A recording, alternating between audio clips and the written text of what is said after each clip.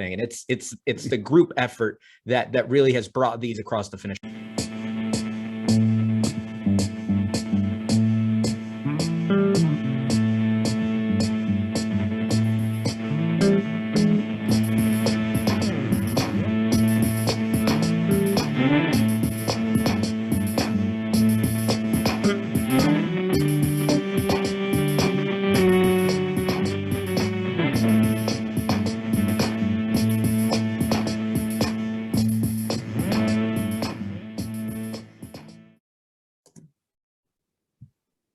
Hello, this is Jim Forsythe of Citizens for Sound Money here with Executive Director Marian Ward, and we're talking to Jp Cortez again. Make sure to check out our original interview, which goes into a lot more depth about what he's all about.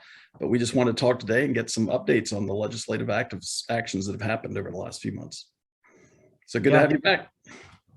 Hey, thanks for having me on, guys. Good to be back. I'm happy to report that we've got a lot of good news to talk about. Great. Well, and that's kind of, anybody who watches the videos, I'm into the positive, like, because I find it so easy to go, all this stuff is wrong with the world right now. And so these victories are really exciting. I'm excited for our partnering with Sound Money Defense League, because you guys are already doing amazing work. We didn't have to reinvent the wheel to work on ground level legislation. And yeah, so I can gush all I want to. I think the state level is exactly where there's any kind of hope. I mean, Jim and I talk about that a lot, like that the federal level is kind of a, wouldn't say a total lost cause, but not really where the battles are being won. And so can you catch us up from when we talked before? I think a few states have had victories since we first chatted. Yeah, that's absolutely right. So this year has been our biggest year yet. It was 24 different pieces of legislation across 11 different states that we were working on, doing everything for the taxation issue, both sales and capital gains, and then also addressing other things like, for example, state reserves being held in physical gold, bolstering pension funds with physical gold, establishing in-state depositories, and so on. And so we had a ton of excitement this year, inflation becoming an everyday household conversation. And so across the board, we saw more excitement than we've seen, throughout the 6 or 7 years that we've been doing this now. And that has resulted in victories. So this year, I'm happy to say Alabama, Virginia, and Tennessee all passed legislation, pro sound money legislation, to either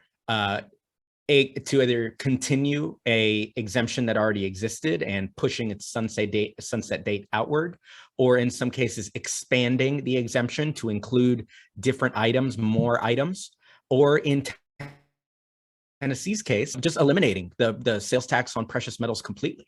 And so those have been the big three starlights of the 2022 year. And honestly, going back to what you were saying at the beginning, the big takeaway from this year, for me at least, has been this approach. You're right, we didn't invent the wheel, but what we're doing is introducing a grassroots approach, a grassroots activism to state legislatures in a way that is on. And we heard that throughout the year. We heard, people in committees and people in the legislature, elected officials, telling us, our emails are blowing up. We're hearing from all these people. This is the most popular bill of the session.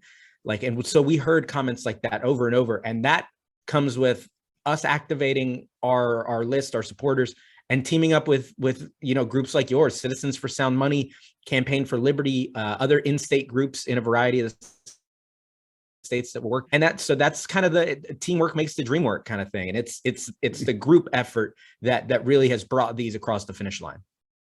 Yeah, the grassroots efforts always speak to my heart. That's kind of, I joke that my jobs in politics always sort of, basically my title would have been outside agitator. And that's one of my favorite positions to be in, because you can always be mad at the bad guys, and you can always, there's just something about that's very American and also very satisfying when it comes from something people are passionate about like that. And so seeing people get engaged, really neat. So can you talk a little more specifically about what exactly passed in those 3 states? Yeah, so Virginia was the first bill to pass. There were several bills that had been introduced in the legislature earlier this year to, the original plan was just to expand or to push out the sunset that existed. Is a clause that's put in some legislation that is essentially an expiration date. It's like a trial period. A lot of legislators feel more comfortable when they're enacting policies that have an expiration date versus longstanding policies. So in Virginia, the exemption that existed had a sunset written into it that was coming up, I believe, in 2 years. And there were efforts in the state to push out the sunset clause, but to leave, the industry, the lobbyists in the state were happy with, a very sort of marginal victory, which is just to push out the sunset and for it to be done. But we teamed up with Delegate Batten in Virginia, who wanted more than that, who wanted to take a bigger swing, who didn't understand why in Virginia, if you bought gold and silver for under $1,000, you were taxed. But if you bought gold and silver for over $1,000, you got to have that tax-free. And that didn't, rightfully so. So we ended up supporting Delegate Batten's bill to not only push out the sunset clause, but also to expand the list of things that is allowed to be exempted, and also to eliminate this $1,000 threshold that exists in Virginia. Only 7 other states have something like this, like a dollar threshold transaction limit. Maryland's among them, Connecticut, California, Florida. So yeah, there are a couple. And it's the most regressive of policies. It's if you're dollar cost averaging a couple silver eagles a week or a paycheck, you're going to get hit with the tax every time. So those 7 states, Virginia, among them, this threshold law is something that is, discriminatory, obviously, and disproportionately affects small time savers. So to be able to wipe that one off was a huge victory. People in Virginia, I think all over were pleased with being able to purchase these metals without being taxed or penalized for it. That's a little bit of a shout out, I'm guessing, to Campaign for Liberty of Virginia, because last I knew they had one of the best state structures there was. Of course, I worked for Campaign for Liberty, full disclosure, for a few years, and oh, nice. They're headquartered in Springfield, Virginia, so that's awfully helpful. But so shout out to them. If any of you are watching, your work is amazing. And so again, I love there's really not a sense of competition, but a sense of cooperation, and that's again the fun of grassroots. But okay, so Tennessee is the most recent, which is pretty exciting. Just the other day, coming up into the Memorial Day weekend, the governor signed the bill, House Bill 1874, and the companion Senate bill, signed it into law going into the holiday, and this was fantastic, a multi-year long effort to get this legislation passed in Tennessee. I have personally been working in Tennessee to get this done for 6 years. The sponsor had been carrying it for 7 years, so a year before I got there even.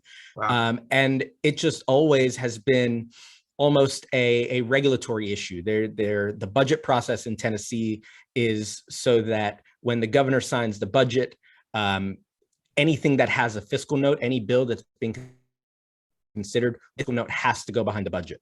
And so by the time the governor signs the budget, there's an X amount of money left that gets allotted based on, seniority or politics or need. And we just kept getting behind the cut, and we just never made the cut.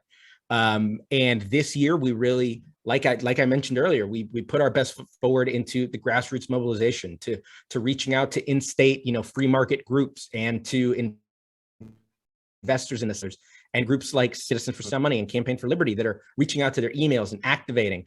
And, so in Tennessee, during the Senate hearing, we had, she wasn't even on the committee. She wasn't even someone we were targeting particularly hard. She was just part of the whole legislature, and we did contact the whole legislature, but we didn't target her per se. And during testimony, during the committee hearing, she got up to say, "I'd like to thank the sponsor for carrying this bill, and also to half of the state of Tennessee that has contacted us in regards to this bill." And that speaks to the importance of what you were just saying, the working together and the communal aspect of grassroots policymaking. That's what makes these bills cross the finish line. It's not pouring money into a state or lobbyists or, that's very access-based politics. This grassroots activation, though, seems to be, it has delivered us great results, and forward in the states that remain, that we'll be able to use that same strategy. Yeah, and from my time in the Senate, first off, you have bills like yours that are diffuse benefits, or let me back up. A lot of bills have concentrated benefits, diffuse cost, right? And those are always the dangerous ones. You get the 5 or 10 lobbyists, the big companies that come in and they push for that. Your bills are the opposite. It's very diffuse benefits. Well, there's really no concentrated cost other than the federal government. The state will say that there's a loss of revenue. In right. most states, there's a fiscal note attached to these. Right. So very small though. Go on. Sorry. But you don't have some big company or big organization normally that can champion something like that. So grassroots is definitely the way to go. And what I would say to people is, you'd be surprised how small of a turnout, how small a number of calls can really wake them up in terms of, showing an interest. There's so many bills that, nobody bothers to contact, nobody comes to the hearings. We had a homeschooling bill where, I don't know, like 200 or 300 homeschooling families showed up, and that was the largest turnout ever. And that bill was an anti-homeschool bill, and it was dead on arrival. Even the sponsors were voting against it. So yeah, I think your approach is definitely the right one. And the big message there is people need to sign up on your website to keep in the loop. Sign up on our website, keep in the loop. And when you get a message saying contact your legislator, do it. It will matter. It matters a lot. It makes all the difference in the world. Truly, these races these projects wouldn't be possible without the support and the action of the people on our list, the people on y'all's list, the people that care about this, whether from the standpoint of an investor or a coin collector, or from the standpoint of a more ideological thought process of inflation and using this as an inflation hedge. Into the dispersed benefits that come from this makes it to where it is easy to support, it's easy to explain, and politicians, elected officials, many times are hearing these arguments for the first time. The questions of money and value and where money derives its value from and what makes a good money are questions that many of our elected officials realistically haven't really grappled with. So being able to talk to these people and have conversations and testify at committees, whatever it is, I think that on top of obviously the passage of legislation is speaks to kind of the effect that we're able to have. Definitely. Yeah. What's crazy about these taxes, if you look at the manufacturing cost of making a gold coin, for example, the taxes are like way higher than the profits of anybody making the coin, which is unreal. I mean, the whole industry is geared towards low margins because it is viewed as money. So if you tack on a big cost to make it into coin, people aren't. Tennessee is such a good example of that, because Tennessee, despite being a quote unquote red state, as they say, between state, and local taxes, Tennessee has some of the highest sales tax policies in the country. So before this, like you mentioned, you're in some places in Tennessee, you're going to get hit with 10% on top of whatever the price is as an investment, as an asset. That makes it unfeasible. It's just impossible to justify that from an investment side. And then of course, it's impossible to justify that as like a punishment for wanting to preserve the purchasing power of your money. So all across the board, these taxes are wrong. But like you mentioned, in some cases, it's really punitive. Yeah, definitely. Yeah, we're very similar in Arkansas. Very red, very highly taxed. So it's kind of interesting how it makes it frustrating too, because you can't really, it's hard to slam candidates when it's like a one-party system. But yep. So we are going into summer. How does that affect what you're doing? And then also kind of what is on the horizon? Most state legislatures run generally from January to May-ish. So coming up into this season here, there are legislatures around the country that run year round, but for the most part, it's a part-time job. So this year, we passed these 3 bills, and we're still working in New Jersey, which is a year-long legislature. But other than that, all of our bills are quote unquote dead for the year. The projects have stopped as far as the active legislation making.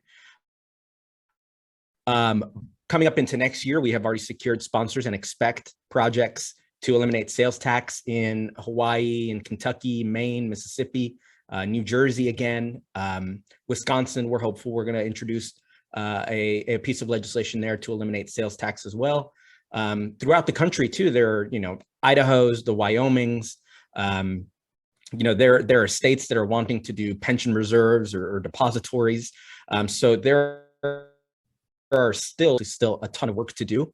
And this off season, the time of year when legislatures are not in session, this gives us a chance to, one, put out our index, the Sound Money Index that we publish every year that ranks each state by its pro or anti sound money policies. It also gives us a chance to do the outreach, to go across to the remaining 8 state country that still charge sales tax on precious metals with a press release touting the Tennessee news saying, hey, you're falling behind. While you dithered, while you dragged your feet, Tennessee did this, Alabama did this, Virginia did this. And so finding the support within the legislatures to find sponsors, co-sponsors, the votes, obviously, and just getting the word out generally. There are things happening in other states that this state in question, whatever, should consider. And so there's a ton on the horizon here. My plate here is still quite full, despite these last couple of victories. But there's an energy that's building. And over the last several years, I've seen it. I've been in the halls of the legislatures, watching it build, and more we're seeing this snowball get bigger. And sound money is winning. Yeah, that's outstanding. I definitely agree with your state-based approach. I mean, my opinion is you go on the offense in the states and you play defense at the federal level. Just keep them from doing anything. Yeah, keep them from making it worse. Keep them from making it worse. Yeah, exactly. But I would think that building the support at the state level, will eventually help at the federal level too. When you got all 50 states saying, "Hey, look, we did this. You guys need to also drop the capital gains tax or whatever." Yeah, absolutely. And of that, just success in the states, you've got a pipeline in many cases from state legislatures to eventually federal politicians who, by the time, who knows, 5-10 years from now, when there's a whole new batch of state legislators across the country coming up into, federal politics, they will have already heard about sound money because of you guys, because of what we're doing, because of these groups that are bringing this issue attention in a way that it hasn't really gotten, at least for the last 6 or 7 years. For sure. I think there's an opportunity now too, because it's midterm election and like a lot of state legislators are being elected right now. Mm-hmm. So would the index help give people an idea of who might have supported or not supported, or is that something they can find on your website? Or as far as individuals? Right, yeah, individual legislators in those states where you did pass stuff. Those, and we mention the legislators that we work with as far as like sponsors or maybe some co-sponsors. Other than that, we don't really keep track or a list of votes, for example. It would be that would be a really time-intensive process. While we're talking about potential time-intensive projects, that's something that we've been talking about here is considering the possibility of expanding the Sound Money Index to include local taxes. So like Colorado, for example, charges local sales tax in some districts or in some municipalities. Alaska also is currently working on legislation. We're working closely with them in Alaska to exempt gold and silver from all sales taxes, not just on the state level, but in boroughs and towns and cities as well. So that, kicking around other ideas that would give me more to do. There's no shortage of them.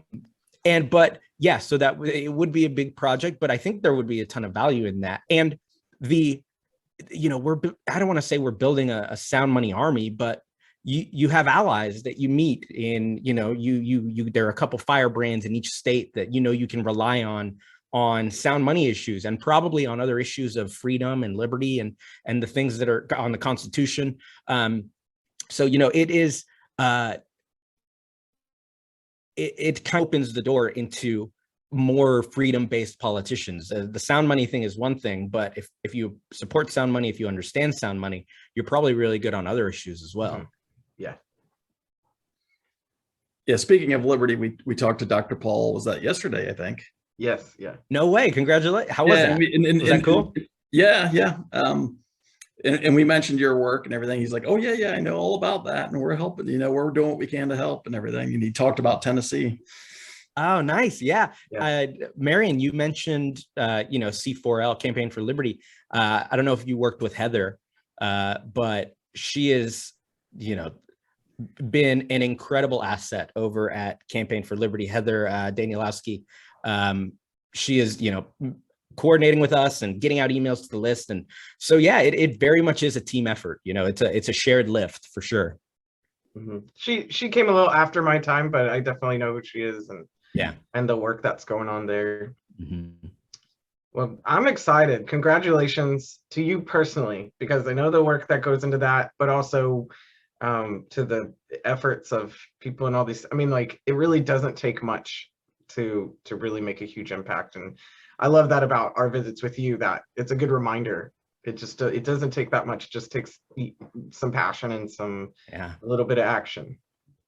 So well, it takes a huge amount of work. It takes a huge amount of work for JP and the legislators. It's true. But you're right. It's like, if everybody throws in a 5-minute call on top of that, that's the key to victory, as opposed to having all that work go to waste. Because, that work is required one way or the other. Passing it requires people. Well, for sure. Yeah. I just mean, you're making it easier. I know that's what you meant. About the issue.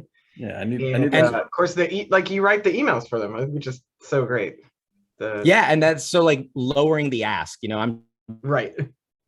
When you're call to action, I don't want you to lift the moon. I don't want you to, pull down a star. This is a very simple ask. Just, click this link, call this number. And that's been effective for sure. But thank you, Marian. That's so nice. And congratulations to y'all. Congratulations for, being an asset, being, a teammate in this Tennessee effort. Congratulations for everything I'm seeing, on Twitter, and having on Dr. Paul and, the rounds, for example. Those incredible live free rounds that I got in the mail. Thank you guys so much for those recently. You guys are doing awesome big things over at Citizens for Sound Money, and it's great. It's great to team up with y'all, for real. Well, thanks. So for people to get on your list so they get contacted for these things, where do they do that? Yeah, so you can go to soundmoneydefense.org. You can sign up for our mailing list there. My personal Twitter is at Jp Cortez 27. And then moneymetalsexchange.com/sound -index is where you can find the scorecard for all 50 states. And then my email you can find on the Sound Money site as well. So if anyone lives in any of those states, the Hawaii, Kentucky, Maine, Mississippi, New Jersey, Vermont, I think I'm missing one, Wisconsin, and New Mexico. If anyone lives in any of those states, you're watching this and you're thinking to yourself, how can I get involved? What can I do? Please contact me. I will draft the legislation, put it together, and we'll get it passed in your state as well. Excellent. Well, on that note, thanks so much for your time. We'll get all that information in the show notes. Make sure so people can check the description, and it'll be in there. Thanks for coming. Yeah, thanks y'all. Thanks for having me. See you guys soon.